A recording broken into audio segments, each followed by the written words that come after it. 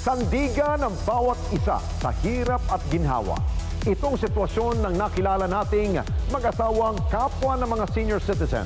Walang maayos ang hanap buhay at bagamat may mga anak, mahirap din ang buhay ng mga ito.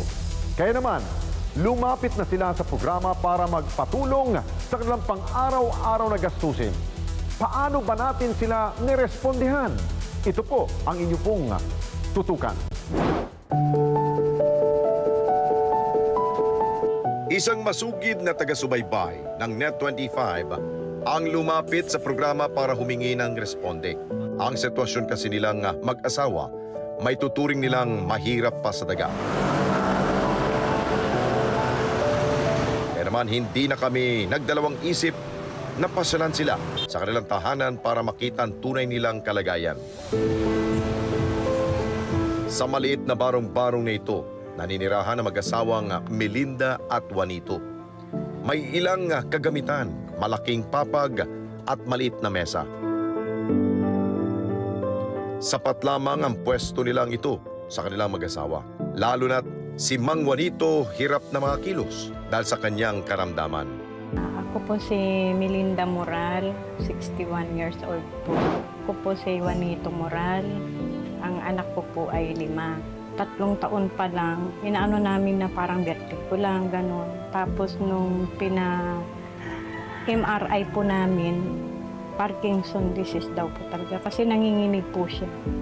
Tsaka pagka sinumpong na po siya, hindi na po siya talaga makagalaw. Parang na-stroke po siya gano'n. 7 taon na po, ngayon na lang po lumala mula po nung pandemic na siguro na-stress kasi bawal daw ma-stress. Tapos hindi na siya nakakapag-ano. Dati po kasi nagko-construction din po yan eh. Ano po yan sa paggawa ng mga bahay. Wala pa po, hindi pa po niya ininda yun. Akala lang niya mga pasma lang, kaya lang niya, ganun, gutom lang, ganun. 15 taon na silang nandito sa bahagi ng UP Arboretum, dating construction worker at sculptor si Mang Juanito. Si Melinda naman, nagluluto-luto na mga paninda at 10 taong naging mananahi. May tuturing na maginhawa ang kanilang buhay noon. Ngunit nang magupo ng kanyang sakit si Mang Juanito, biglang nabagong lahat sa kanilang mundo. Din po, kahit papano talagang kahit malapit lang yung bago bantay noon na ano.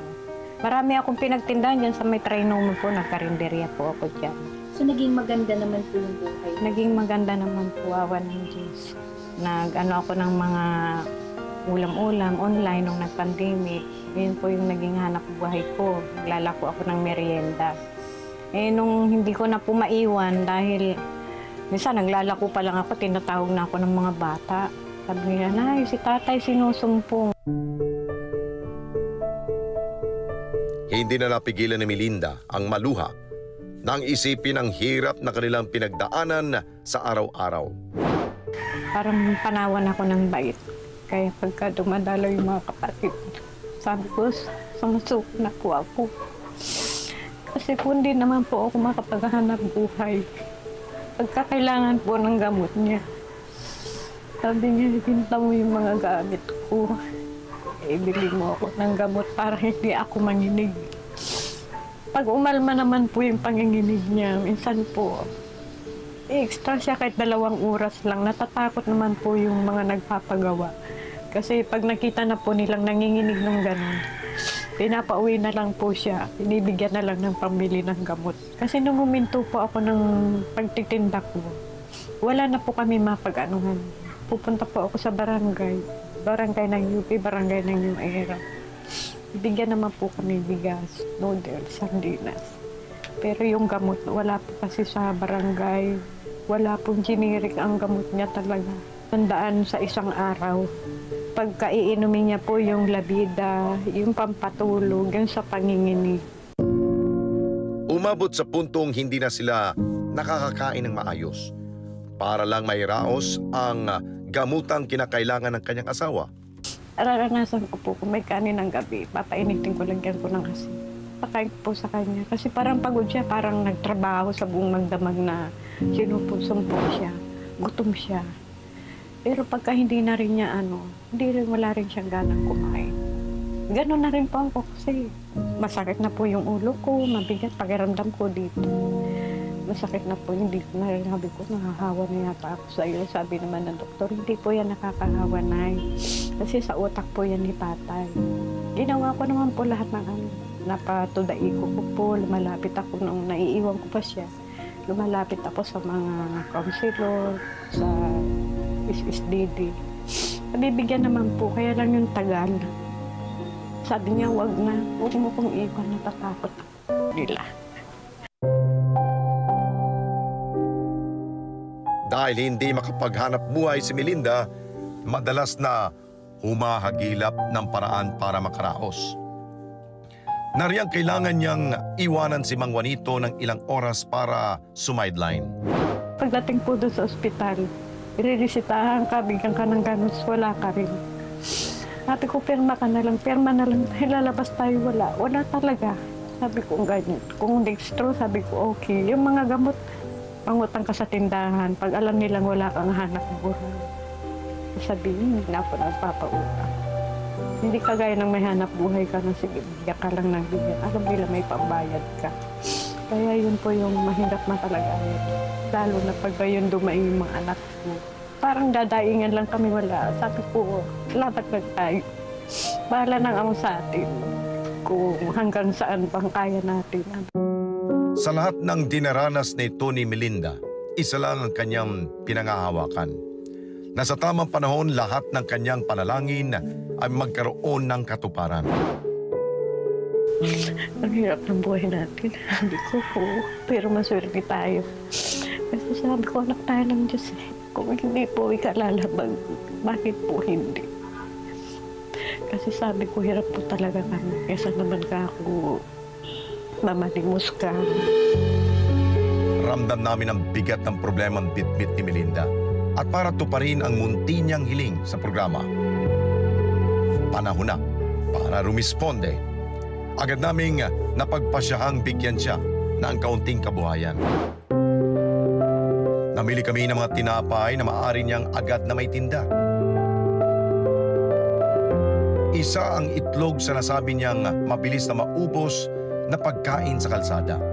May mga noodles, delata, kape at maging mga sabong panlaba tayong kinuha para mailagay niya sa maliit na tindahan na kanyang itatayo.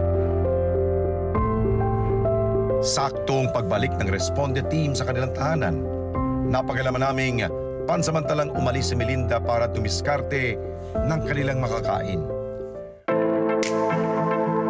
Mabilis naming sinalansan lahat ng mga nabiling paninda para sa munti naming sorpresa sa kanya. Biyaya po namin sa inyo. Opo. Marami pong salamat. Akala ko siya pa kayo babalik. Marami pong salamat.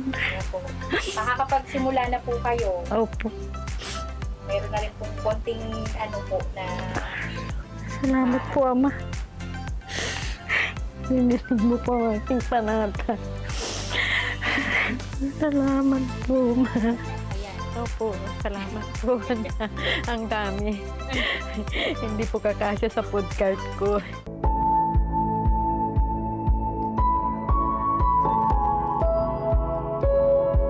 So, alam po namin na hindi po agad-agad na kikita po or makukuha niyo po yung papaikot niyo po dito. Opo. Kaya po magbabahagi na rin po kami ng financial po na po. Maraming salamat po sa inyo. Maraming salamat po. Ako po may tutulong po nito. At sisikapin ko po itong mapalago kahit papano po. Para hindi naman po masayang yung pagmamalasakit. Sana tulungan po ako ng Ama. Gabayan niya po kami para mapalago po yan. Ang naibahagi natin ito sa pamilya ni Melinda, magbunga sana na mas marami pang biyaya para sa kanilang mag-asawa. Para unti-unti sila makabangon at makaraos sa hirap ng buhay na handa nilang harapin na magkasama.